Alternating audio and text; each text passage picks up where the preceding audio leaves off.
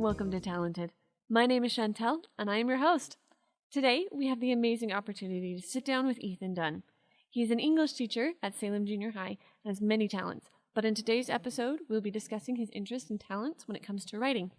Well, welcome. Thank you for coming onto my podcast. Of course. So, we're just going to go ahead and jump right into the questions. Our very first question is, what started your interest in writing? So, in fourth grade, I really got into writing. I really got into it because, most people say that they read books and that's what's got them into writing. And Harry Potter is like the one everyone says. Harry Potter was the second series that got me into it, but the first one was Del Toro Quest by Emily Rada, which is a really great fantasy series. Read those, loved them, and felt like I could do this. And so I got really interested because my fourth grade teacher required us to write every single day and share it with the class, and I loved doing that. So that's what got me into writing mostly. Do you remember the first story you wrote? Yeah, so I wrote a fan fiction of Harry Potter, of course, and the fan fiction was like a kid and he has magic and he's with these like really mean people and they make him do chores like the Dursleys. But I read it to the class and they were like, and my teacher, I remember she was like, "Oh, that's just like Cinderella." And I was like, "No." So yeah, that was my first story. And has there been any stories that you've written up to this point that have been very influential to you? Ooh, like that have been written by other people? Sure. Yeah. Harry Potter, of course. Del Toro Quest, like I said, was amazing. Me and my friend would read them kind of as like a contest if we could read them faster. I remember going home and seeing like packages on the doorstep of the next Del Toro Quest book, and I'd get really, really excited about it. So that one was a huge influence. But I remember also when I was younger watching the cartoon version of The Hobbit. Have you seen that? I have not. Oh, it's so good. It came out in like the 70s, so it's really old, but I loved that show and it got me really into like fantasy and adventure, and so I got really excited about that too. So you talked about writing. You have a big story that you've been working on for years. So Yes. tell us a little bit about Mist Hunters. Okay, so Mist Hunters is, yeah, like you said, a story I've been working on for a really long time. It's about these kids who their parents get murdered by this supernatural being called the Mist, and they're going out trying to like figure out how to stop it, get revenge. So there's a lot of drama that ensues with that, and then of course there's some romance in there, and it's a whole lot of fun adventures. Will you tell us about your characters? Oh yeah, so I have my main four are Cypher, Caden, Kizzy, and Akira. So as what's funny is I never liked when people have like super weird names for their characters, but all of my characters are relatively weird minus Caden. Very true. Right? So I don't know what happened there. But they're the three that are a family are Caden, Kizzy, and Cypher. Cypher's the youngest, shy, easily my favorite character that I have written in that story, even though he's not the main one. Caden's kind of like a sarcastic lead. Kizzy is based a lot on my sister Vanessa because she's fiery and slaps people when she's angry at them and is that kind of person. And then Akira is the love interest, but also a character in her own right. And what I find ironic about her is she has red hair and is like the romantic lead, and I'm now married to somebody with red hair. So there you go. It was prophecy. And so tell us what happens a little bit in the book. Yeah, so at the very beginning of the book, you meet Akira first. She's one of the two different, I guess, point of view characters. And Akira is a senior at school. She's getting ready to leave when suddenly one day this mist, this like black smog comes out of the air vents, and she hears like screams and it freaks her out and she runs away. But then Caden comes, who is our other point of view, and he is hunting the mist and he talks to Akira. She ends up getting roped in their adventures, and essentially it's structured in case files. So like every few chapters they find a new case that leads them a different way towards the mist. So it's weird because it's a book that almost feels episodic, and that's just kind of my style, being somebody who loves television. It's very interesting. Like, I have discovered that books more now are structured like that to follow television. There's a book I've read where the chapters are every other chapter is a different perspective of the different character, but the story continues. So it's not this chapter is his perspective on it, and the next chapter is her perspective on it. It just switches back and forth through the different perspectives of the story. Yeah, I think that's such a cool structure, and I think it's like what you said. I think it's new, but I think a lot of people are doing it. I'm reading a book in my English class called Morpheus Road, which is interesting because the whole first book is from the perspective of a character who's wondering if his friend is dead. But then the whole second book is the first book over again, but from the perspective of his dead friend watching it all happen and what he's doing in the other world. So I think that's a new thing going around. That's really cool. So tell me, how did you come up with the idea for Miss Tenders? Ooh, so I came up with the idea in 2011. I was a freshman in college at Dixie State in St. George, Utah. And what's really funny about that is as like a coping mechanism, because I was a terrible freshman. I did not do a good job my freshman year. But because I was coping with like being a freshman, I watched shows like Fact or Faked, Taps, Ghost Hunters International, and got like really into these like supernatural reality TV shows. And it got me really excited. So I was like, it'd be so cool if there was a book that had like this sort of feel to it, because I hadn't read anything like that. And so I just started writing, and then it kind of died. Like nothing happened that I liked in it. I wrote like 3 chapters and was like, nah, it's not for me. Went to Japan for 2 years, came back, and I had just like brainstormed a ton with people that I knew there. And when I came home, I wrote for 3 months straight and finished the manuscript. So that's great. Yeah. How did people in Japan influence your story? Ooh, so like I had a lot of friends from America. I mean, it was for a religious purpose that I was there, the Church of Jesus Christ of Latter-day Saints. And while I was there, you have like companions who are basically your roommates for long periods of time. So as I was with them, you find that when you're with somebody 24/7 that you have to like talk about a lot of different random things. So I would go over my plot ideas, and as I was talking through them, I also like built new ones, and I started being like, actually this story could be really cool if I did it right. And so I got really excited, wrote down notes in little notebooks that you can get in the dollar stores there, and went from there. So you compiled things on your mission, and then when you came home, you completed the manuscript. Yep, I just touch and go went, and every day I wrote like a chapter until the whole book was done, which I have not been able to really do since then. Dang. How long is your manuscript? It's over 100,000 words. It's really confusing because I'm sure you've seen this before, but authors always put like the word count, not the page count, which nobody knows what that means. So it's over 100,000 words, but that approximates to like 200 pages. That is 8.5 by 11. Dang, So that's a decent book. yeah, it's a good length.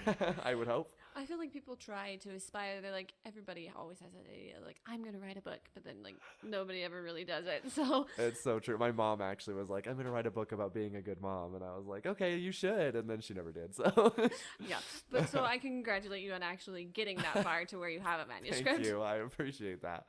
So we've already talked about your characters just a little bit, but where did you come up with the idea for your characters, and how is the dynamic between the characters?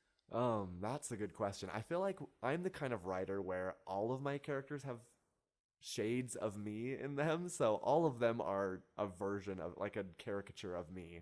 So like Cypher, the youngest one, is super shy and super awkward and super not confident, which is that part of my life that I have. And then Caden is like sarcastic and kind of smarmy and mean to people sometimes. And that's another shade of me in caricature when I'm annoyed with people. And then Kizzy's probably the only one that's not much me. That's Vanessa. And then Akira is kind of her own thing. I don't think there's a lot of me in Akira, but I came up with them. To be honest, the first manuscript was really bland. They were like spam versions of characters, and then when I did the edit, I made them more fleshed out. So I really like them now. I am excited to get back to those characters, and I think what was really fun is I'm from a family of 5, and so those 3 characters act like siblings. They punch each other and beat each other up and make fun of each other, and so it's a lot of family dynamic between the characters and some romance. Not between siblings, of course. That would be weird. That would be a little bit weird. We've already talked about a little bit of your writing process, but you had a really interesting editing process. Will you talk to us about that? Yeah, so I learned that when you write a book in 3 months, your edit becomes a lot larger because you have a lot to get done to fix it. And so even though the writing process was 3 months, I ended up getting this program. It's called Holly's Writing Class. She's an author and created this like 21 lesson online course to edit your own book. And that one was a 4-year process for me to get through. So it was a long process, but I learned more from editing than I ever did from writing, which is really cool. So how long was your editing process? 4 years from the beginning, yeah. So you started the book in 2000. So let's see, I came back from Japan and restarted the book in 2014. So I wrote it all in 2014 and it took till 2019 to complete the edit. Wow. So yeah, that was a long one. I don't necessarily recommend it to people who enjoy their sanity. Well, yeah. Because I remember when I met you, you were just in like the final stages of editing. Yeah. And I was always thought, I'm like, wow, you always had this binder just walking around. I was like, a big binder. What is this thing? Yes, it was huge. And you probably saw on Instagram, I posted pictures of like the edited pages and there's like not a white space anywhere on a page. So it was comprehensive to say the least. And I mean, editing is a really big process. A lot of people think, oh, I've just got to write a book and then it's easy after that. No, the easy part is writing the story. Yes. And then the hard part is making it cohesive and the editing process. Yeah, for sure. I have a friend, you know her as well, Rachel is her name, and she writes books as well. But what's funny is you get one of two different kind of writers. I'm the one that I just like spew words out, and like what you said, it's very easy, but the edit is rough. Whereas with Rachel and other friends I have, they're the opposite, where writing takes them forever because they're kind of like wordsmithing as they go. But then their edit is easy because they've spent so much time in the writing process making sure it's what they want it to be. So either way, it's going to take a long time is the lesson in the story there. As an English teacher, if you had a student come up to you and say, I want to write a book, like, what do you suggest? What is your advice to them? Oh, and what's funny is I have had that like a lot. As a matter, it's only been 2 weeks into this school year, so I barely know my students, especially because their lower half of their face is covered, so I cannot see them. But I've already had one student who shot me an email and was like, "Read my book. I want to know what you think." So I get it all the time, and usually my advice, I mean, you always hear the same advice of like, keep writing and like keep learning and read more books. So those are all true. But one that I always give that I think is maybe unique to what other authors or writers would say is you should co-author a book with somebody, because that's what I did in junior high school with like tons of them. I wrote tons of books with my friends that none of them were particularly good, but all of them, I think what it helped me with was when you write with somebody else and like you each take 5 pages at a time or something, you read theirs and then you can kind of learn from them. And then when you write your 5 pages, you immediately get feedback from somebody.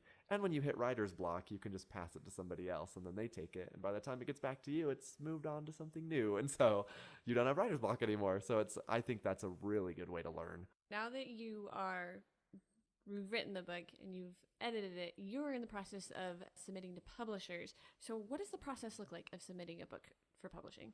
Yeah, it's different than what I thought it was going to be. 'Cause for me, I was like, you essentially submit to a publisher. So like you are submitting to somebody who plans on publishing the book.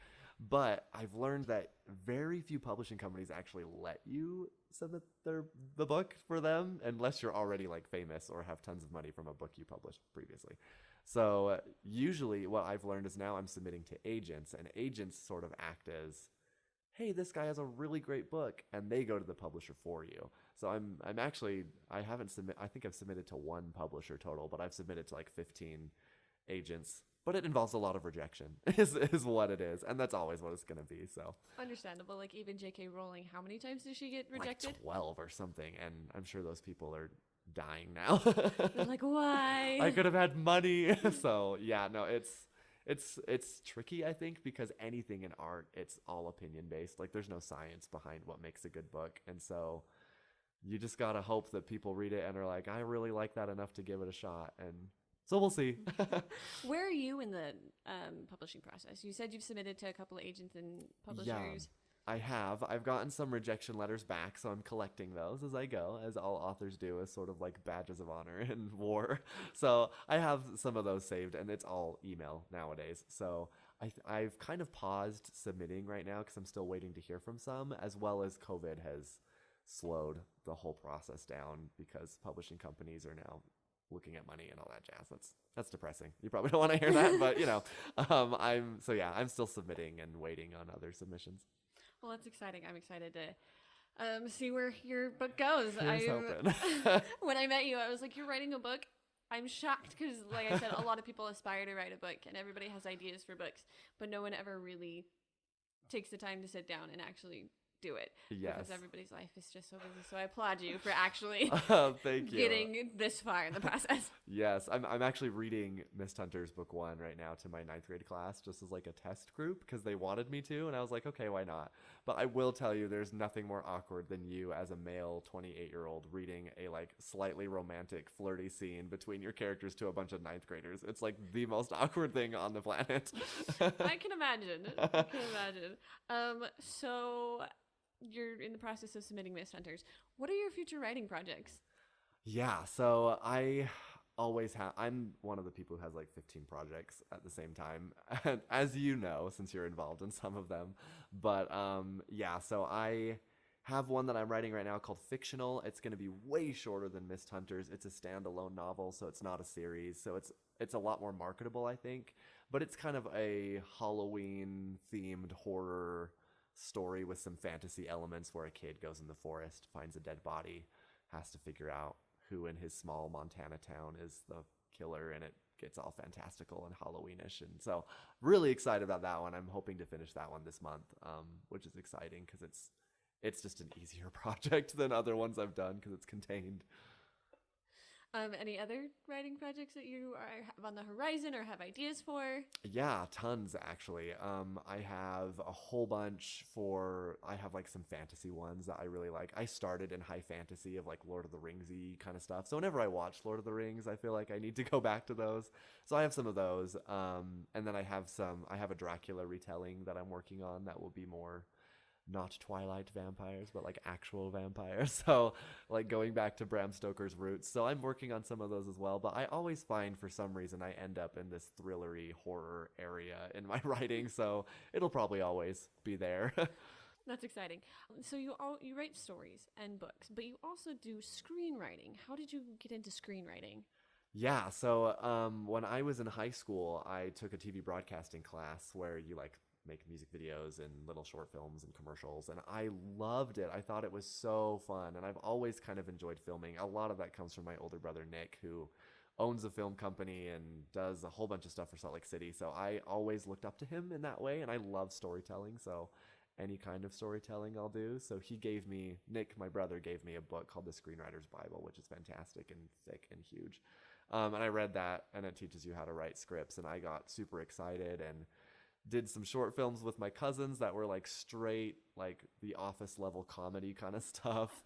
And then it just went from there. I did a film called Necro Revenant, which is this horrible vampire series that I made. It's very cringy, but I made that in high school as my senior year, and I've never been able to stop after that. And it's funny because I have a friend named Sam who you know as well, and all the time after a project, because it's so much stress, I'm like, I'm done with filming. I think I'm done. And he's always like, yeah, sure. And then a month later I'm like, I have a new script, and he's like, Ethan, you suck.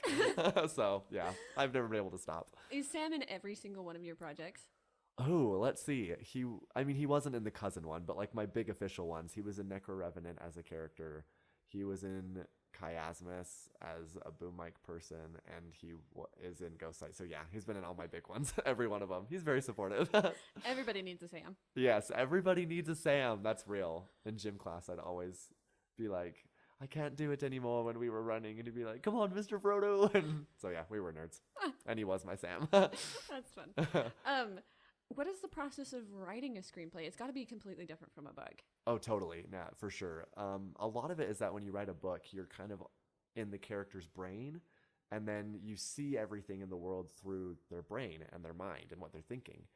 But when you are filming, you don't have any of that. So all of your script is what can you see and what can you hear. and nothing else. And so that limits you in terms of like being able to see what the character's thinking. But in a way, I kind of like it because it's a challenge. How can I convey what they're thinking without them saying what they're thinking? Which I think is a really good practice. That's exciting. What was your very first screenplay that you wrote? Oh, my first screenplay. Neko Revenant was 100% improv. Like, we had a plot, so there was no script, and you can tell. So, yeah, that one I wouldn't count as my first script. I would say my first, like, real official script that I was like, this is a script, was Chiasmus. And that was just a 3-episode miniseries. But, yeah, that was my first script. Will you tell us a little bit about Chiasmus? Yeah, so anybody that knows me knows that I have sort of this moral injustice that I get really upset about, where if anything is immoral, I don't want to watch it anymore, and then I get really annoyed with the project. So I loved Stranger Things a lot, but because Stranger Things started going in a darker direction and I wasn't pleased with that, I was like, I'm going to write my own Stranger Things. So Chiasmus kind of became that, and it's a story about a girl who's home alone, wants to figure out her life because she just graduated college, doesn't know where to go, and this girl in the mountains comes to her and is like, I'm really hurt and I need your help. And then this sort of thriller invasion, home invader story comes out of it. Yeah, you like writing horror. I do. I know, right? It's like an addiction at this point. And it's funny because I don't like horror movies, and yet everything I write is a horror or a thriller. Yeah, you're this very like dark writing, but you're a total opposite. You don't like dark, you don't like Right? It's so weird because in real life I'm like, can everybody just be happy? But all of my writing is like murder and violence and horrifying things coming into your house at night. Well, I think everybody has that innate fear, so a lot of people can relate to it. Yeah, and I think when I was younger, my mom always called me the king of Halloween, and I loved Halloween, and I just loved like the spooky feel. So it's this weird thing where I love spooky and eerie and creepy, but I hate like horror in like its slasher form. So I'm this weird like old-fashioned horror guy. All right, so we've talked about the process of screenwriting, and we've talked about the process of writing a book. Which is easier to do in your opinion? Oh, it's tricky. I think that it's easier to write screenplays personally, but they're both hard in different ways and easy in different ways.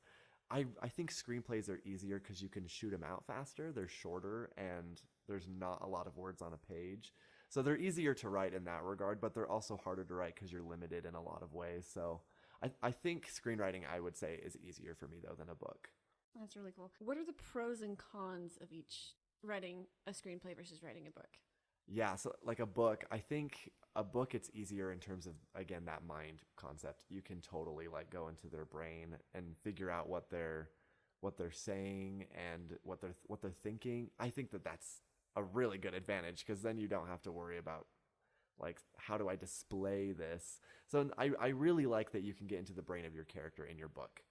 As for your cons, I really think that it's long. Like, it's a long process and you're alone. Like, writing, you're basically on your own. Whereas screenwriting, I mean, with Ghost Sight, which I've been working on and which we'll talk about at some other point, but that I loved that one because I have all these other people around me, so they can tell me what works and what doesn't and what they think their character would do. And so you kind of become a team of people creating a story together based around your original script. So I think that that's maybe a pro with screenwriting, is it's a lot easier because there's so many people on it. But it's also hard because at the beginning, it's just you and that script, and you have to be willing to adapt. None of my films have looked the way I thought they would in my head. And I think that takes some getting used to, because the temptation is to think you did it wrong if it doesn't look exactly what you wanted in your head, but it's not. It's just fun to see it differently. That's way cool. So as an English teacher, obviously you teach writing. Yeah. How do you use your books and your material that you've created in your curriculum? Oh, man, that is a hard question because I really have always struggled with teacher. Like in college, when you go there, they're like, you have a required book and it's $5,000 to buy and I wrote it. And you're like, okay, you just want money. So I've never required kids ever to read my book. And like I said, it's really awkward sometimes to read it. The three I have in my class are Mist Hunters, which, you know, reading, I think it's a great book because I've edited it forever. It's not perfect, but I think it's good. And it's just awkward to read like there's a scene where at the very beginning, one of the characters, it says like reaches over and tickles the hand of like a girl that he likes, and all of the ninth graders are like, ew, that's so gross. And you're like, I know, I'm a 28-year-old, it's okay. So I think it's hard to incorporate it into my curriculum. The other one's a Ninja Turtle fan fiction, so like I don't even mention that one to my students because that one was just for fun. So I don't really incorporate it a ton, but I do show them my editing process. I use that big chunky binder you saw me walking around all the time to show like writing takes effort. It's not just writing it down. It's editing, and that's what I think I teach the most with the kids, because you've been in high school. I mean, nobody edits their papers really. I mean, even in college they don't. So teaching them to edit is so important. Do you teach screenplay at all in your class? Or are you like not allowed? I do. So I did last year. I don't have a creative writing class this year, so I don't really this year. But last year I taught creative writing, and a whole unit was on screenwriting. So I had them write their own screenplay, and man, they struggle with writing screenplays. Some of them loved it, but some were just like, kill me now, because screenwriting has a lot more rules to how it has to look on a page, whereas like writing a book, you can basically within reason do anything you want, and do any, like you could do a weird font or something. But screenwriting, it's like this font in this style using these exact parameters, and kids hate that for the most part. Understandable. Right. I mean, they're teenagers. Like they don't like being told what to do. Exactly. And they hate that a lot. So there was one or two that were like, I really like this, and others were like, are we done? So yep. That's way cool. So we're just going to go ahead and wrap up a little bit, but Awesome. This is going to lead into our next episode. So you have what you just called Ghost Sight, and it's a comic you've been writing for how long? Oh, wow. Since 2008. So 12 years. Wow. And you have that in your classroom. How, like, have your students reacted to it? How have they, like, taken to your comic? Yeah. So my friend Rachel was the first one. She got a copy. We created a copy of our old ones from high school, and she put it in her classroom, and I did not know this. And then she was like, Ethan, you'll never know that like I put it in my classroom and they love it. And I was like, why? It's not that great. And then what was really nice is the kids liked it enough that she was like, will you come to class and just like say hi to them? And I was like, sure. So I drew characters from the comic and like colored them and made them nice, and I went to her classroom and gave them to her kids, and they loved it. And I was like, this is so weird, because this is not something I ever would have thought people would like, but for that reason I put it in my classroom as well. And it's been used to the point where it's ripped apart, and so I have to buy a new copy for the classroom. So there's a lot of kids that, I don't know, I think they just like the drama and how high schooly it is, because we were high schoolers when we wrote it. So I think it's just accessible to them, and maybe that's why they like it, but sometimes I don't know why they like it. Have your students been like inspired to start their own comic once they're like, my teacher did this, so I could do it? Yes, I've had two that started their own, and then every once in a while when an assignment gets turned in, I find them trying to match the style of our comic in like the corner, like a character or like a chibi that I've drawn on the board. So yeah, they copy it, and I think that's great. I think it's awesome. Well, that's exciting. I'm excited to discuss more of it into the next episode. Yes. So thank you so much for coming and speaking with me. I'm excited to continue our conversation into the next episode. Thanks for having me. On next week's episode of Talented. All right, we'll play the game your way. I was hoping for so many more adventures together in the future.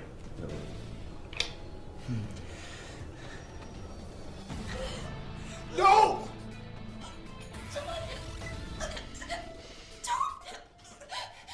We get the opportunity to sit down again with Ethan and learn about his experiences with filming and in the creation of his comic Ghost Sight. Until then, stay talented.